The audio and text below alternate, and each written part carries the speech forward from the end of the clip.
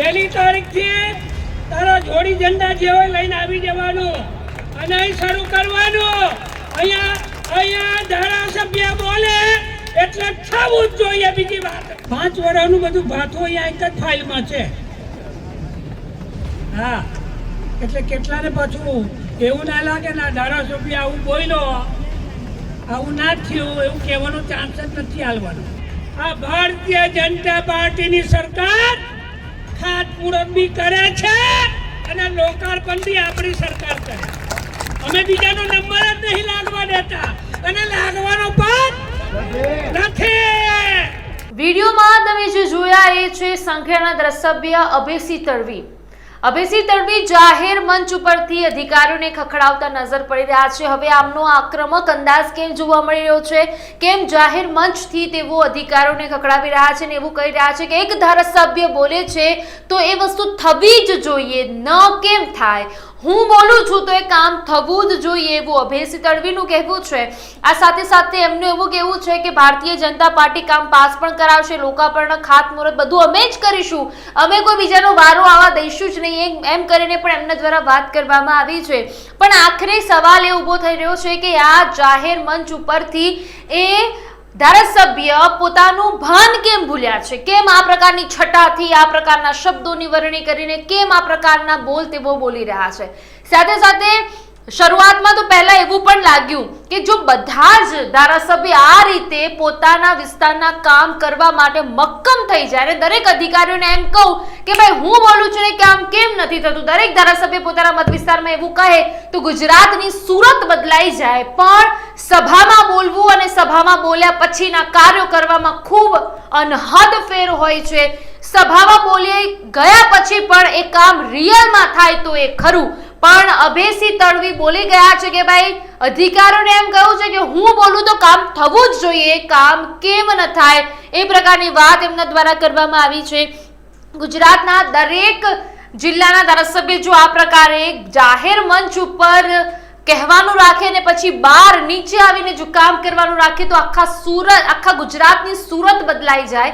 પણ આવું થાય તો હવે આ કેમ આટલા બેબાક બન્યા છે, કેમ રોષમાં જોવા મળી રહ્યા છે અભયસિંહ તડવી, એ સૌથી મોટો વિષયનો સવાલ છે. પરંતુ અભયસિંહ તડવી જે સંખ્યાના ધારાસભ્ય છે એ શું કહી રહ્યા છે, અધિકારીઓનું શું કહી રહ્યા છે, એમને શું ભારતીય જનતા પાર્ટીની વાત કરી એ પણ આપણા વિડીયોમાં સાંભળી લઈએ. કોન્ટ્રાક્ટર આવ્યો છે ને ભાઈ, તે કામ ક્યારથી શરૂ કરવાનું છે? ઓક્ટોબર ક્યારથી? અગલે નહીં, આવી ગયું ઓક્ટોબર. એટલે બંધ રાખવાનું નથી, મારે ચાલુ જ જોઈએ ભાઈ. પહેલી તારીખથી તારા જોડી ઝંડા જેવો લઈને આવી જવાનું અને અહીં શરૂ કરવાનું. અહીંયા ધારાસભ્ય બોલે એટલે થવું જ જોઈએ. બીજી વાત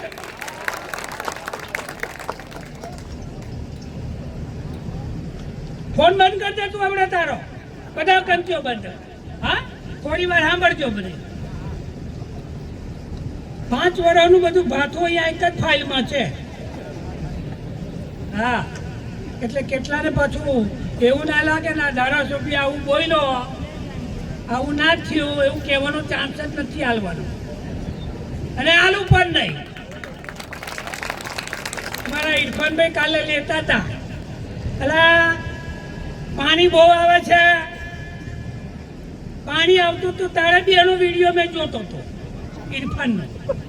આટલું પાણી હતું કે સાચું કે મેં જોઈ લો. હા, એટલે તને યાદ કરાવું છું બધું.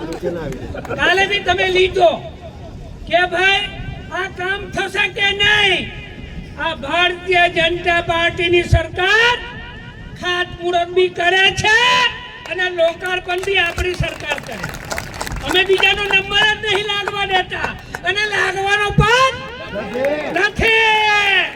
અડંકાની ચોટ પર બધા જોઈ લે, બેનો લાગશે કોઈનો? હે, આ સુકાપુરાને મારે યાદ કરવું છે. સુકાપુરાની ચિંતા ભારતીય જનતા પાર્ટીના ધારાસભ્ય જ કરી હતી ભાઈ. સાચું ના તારું કામ ને? હા, એટલે મેં યાદ કરીને બોલું છું આજે, એટલે બધાને સમજ બી પડે. અમારો વિઠ્ઠલ હોય, ગંગારામ હોય, મહેશ હોય, વેગનાર વાળા હોય, વેલાડી વાળા હોય, સિંધી કુવા વાળા હોય, ભગવાનપુરા હોય અને પેલી લુણાદરા વસાત વાળા બી હોય, આ બધાને આ પુલ કામ લાગવાનો છે. વિડીયો આવે 108 જતી નથી એવા વિડીયો આવે અને રજૂઆત તમારો ધારાસભ્ય વિધાનસભામાં બી બોલે અને મુખ્યમંત્રીને બી બોલે વધાવીએ. અને હજુ તો ઘણા બધા કામો છે.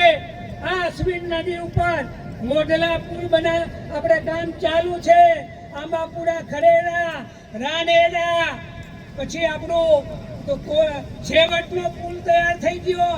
આ બધા કામો ગોળી બોળિયાર આ બધા કામો થઈ ગયા છે. અને આપણું આ રાજપુરાનું કામ આ નદી એ પણ આપણે કામ કરવાનું છે અને પોટલી પર આવડે આવવાનું છે પાછું. અને બીજી એક રજૂઆત હતી,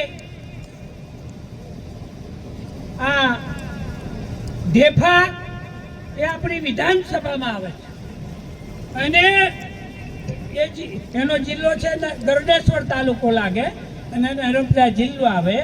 એટલે આપણે જેમલગઢથી ઢેફાનો પુલ પણ આ ધારાસભ્ય લેટર પર માગણી કરી છે અને માગણી કરીએ જ છે. એટલે એ બધું આવશે, એ બધું આવશે, પણ આ તો કાગળ જ લખ્યો છે હા કે ઇરફાન.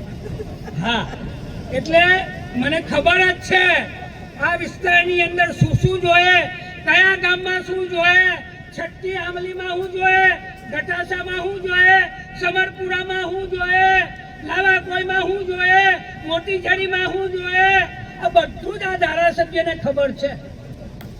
આ 10 વર્ષ મને મારી પ્રજાએ, તમે મને મત આલ્યા એ મતના 1000 કરોડના કામ આ નસવાડી વિધાનસભામાં આપણે લાવ્યા છે.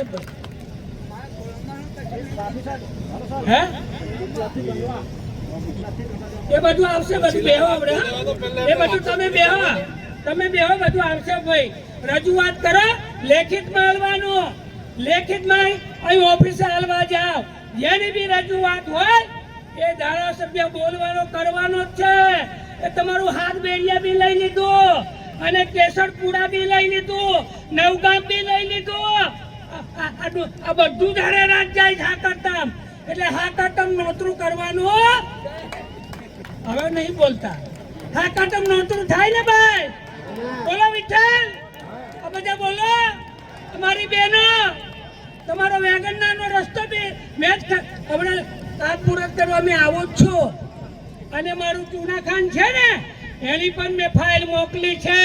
એનું નારું અને એનો રસ્તો પણ લાવવાનો છે. એટલે કોઈ બાકી રહેવાનું આ ધારાસભ્યને જે રજૂઆત કરે એ ધારાસભ્ય લાવ્યો જ છે ભાઈ. મેં મારો કોલર ઊંચો જ છે અને તમારો કોલર ઊંચો રાખજો. તમે બધા ઊંચો જ રાખજો. કોઈ કશું રહેવાનું નથી. આ કોઈની હારું બાકી રહે ના એવું તમે કરજો પાછા. હા, પછી અમારું બાકી રહી ગયું. હજુ તો બીજું બોલતો જ નથી. હજુ કેટલા બધા કામો છે પણ આ